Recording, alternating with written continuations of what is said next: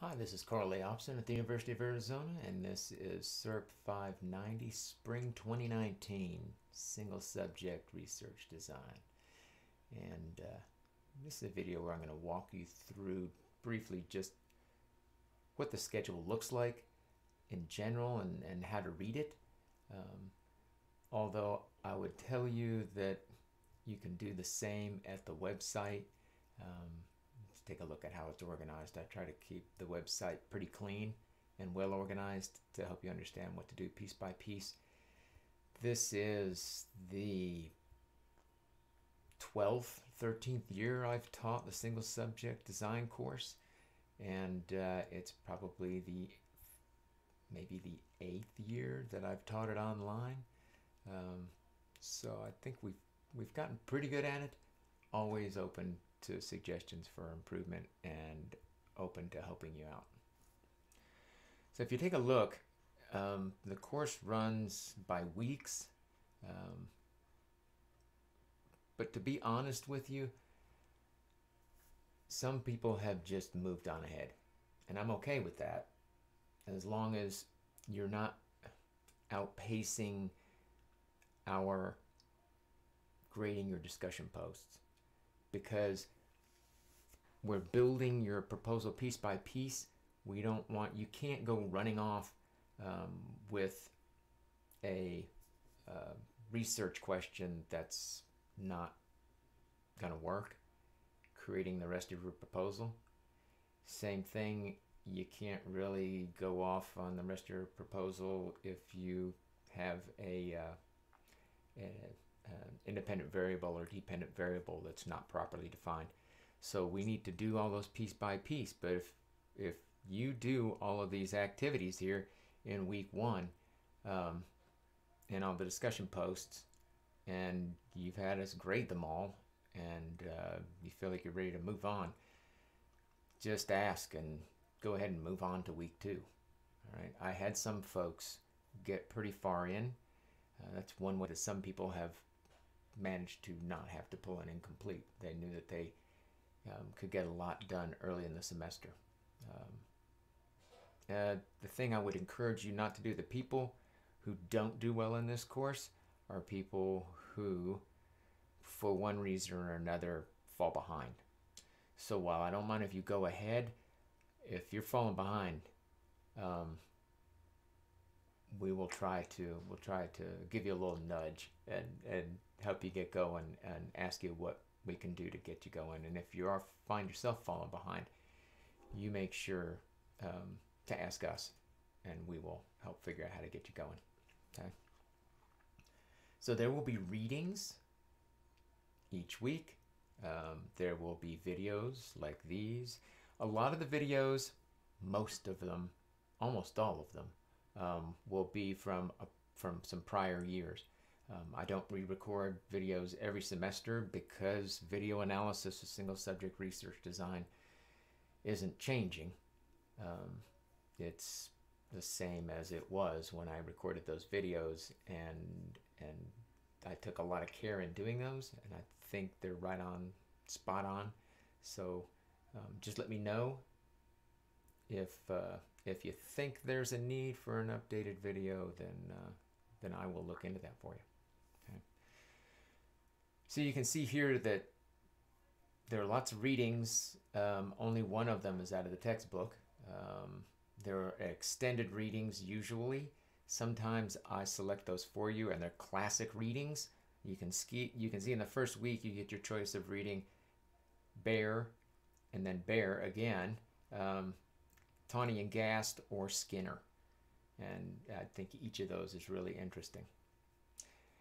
For just about everything you do, I ask you to do an assignment. I ask you to read the syllabus and then post a discussion question about the course. I ask you to post an article abstract, okay? Just so I get the sense of the kind of topics that you're interested in. And I also ask you to post a personal introduction. I ask you to then also post something that you're thinking about after you've read one of the extended readings. So you read one of those extended readings and you post some clever short paragraph about that, okay? So like I said, you can go just week to week and wait along with the rest of us, or you can forge on ahead and we will forge on with you and grade. Week 2, we look at developing your research questions. We got to do that early and we got to get them right. And so I'll hammer on that over and over with you guys, right? We got to get you a single subject style research question that you can focus on for the rest of the semester. And I've created some videos about those. You'll do some readings about how to do that and what those questions look like. We will definitely help you get a good research question going. Week 3, we take a look more specifically at the basic elements of single subject research design. We read more in the text. We read the classic Horner piece from 2005 with outlines, what is expected in good single subject research design or quality work. We'll read some examples of research proposals to see what those look like. You'll get some examples of those and some examples of article reviews. And we want to try to have your research questions solid by week 3. I know that's quick, and not everybody gets to that point, but just about everybody does. I'll spend a lot of time. And I got to tell you that when I'll usually do it is going to be early in the morning when I get up. Being that I'm also the department head, my days are filled with a lot of administration that I have to keep clear. Week 4 is all about recording. Single subject research design is about changes in human behavior. And so it requires that the dependent variable be some aspect of human behavior. And what we need to do is make sure that we are skilled at collecting data on human behavior. And that's what week 4 is about. Week 5 is about how you visually analyze graphic data, right? So we'll take that human data that's recorded, we'll show you how people represent it in articles and how to dissect that, how to do split middle trend and trend level and stability analysis. Sounds fancier than it is. So then in week 6, we jump into specific types of designs. And for the next few weeks, we'll just go design by design. And what you'll be wanting to do during those weeks when we talk about designs is you look at your research question, and always in the discussion section, I'll say, hey, you read about these types of designs this week. Is that the kind of design you should be using for your research question? Week 6 is about A/B and withdrawal designs. Week 7 is multiple baseline designs. And you can see I'm going to ask you to read one or more articles that fit your interest that is an example of each of these. So you'll read an article about A/B or withdrawal designs, multiple baseline designs. Week 8 is alternating treatment designs. Week 9 is changing criterion designs. And then in week 10, we're done looking at designs and we jump into the actual visual representation of data. So you will have spent a lot of time looking at, analyzing, reading articles that have graphs. Then it's going to be your turn in week 10 to create some graphs using some data that we provide. In week 11, we'll take a look at kind of a new trend in single case research design, and that is statistical data analysis of single case designs. Week 12, I ask you to really focus on completing the human subjects paperwork for your proposal. So one huge hunk of your proposal is filling out the actual paperwork you would need to do to submit your proposal to the university to have it go through the human subjects protection process.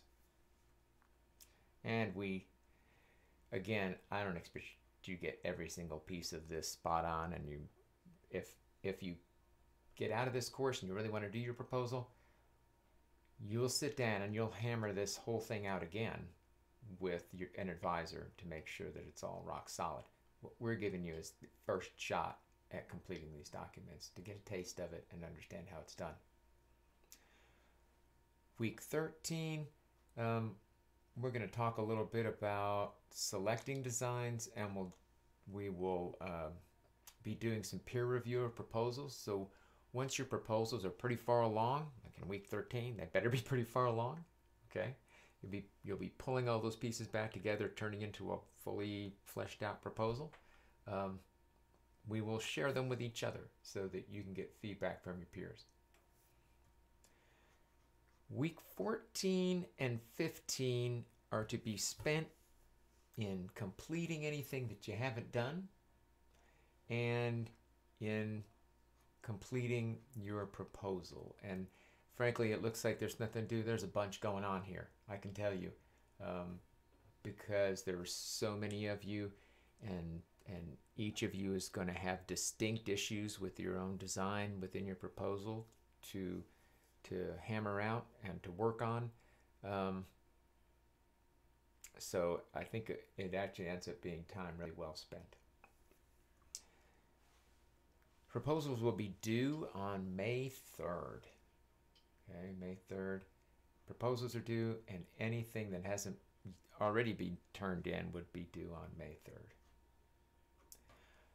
I hope that is an overview of the schedule that makes some sense to you. If you want to post a question about it in the discussion section, along with your question about the syllabus, I'd be happy to answer your questions about the schedule.